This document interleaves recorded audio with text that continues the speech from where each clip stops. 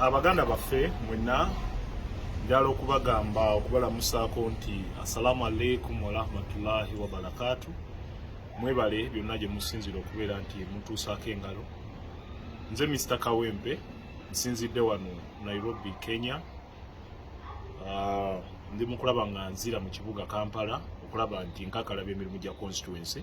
Naye ngenze okuva mu kibuga Nairobi nga Mr. Update at least he has improved era n'okwongera okuddayo mu constituency okulaba nti tuteekateeka the return of Mr. Update, the return of Honorable Amalungi Ssegilinya. Njala okwebaza Oweekitiibwa President His Excellency Robert Kyagulanyi Ssentamu efforts zonna z'otaddewo.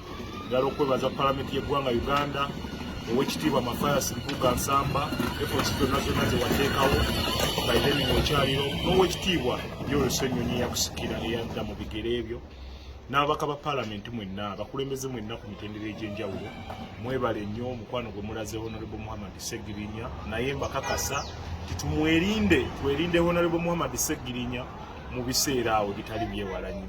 Njala okwebaza Baganda baffe be tukoze omulimu ogw'amaanyi, njala okwebaza muganda wa Honorable Ssegilinya, John Bosco Kasagga, omulimu akoze gw'amaanyi nnyo. Njala okwebaza maama we, njala okwebaza Honorable Thomas Bagonza, tubadde naye mu lutabaalo luno okulaba nti Honorable Amalungi Ssegilinya embeera y'obulamu bwe etereera.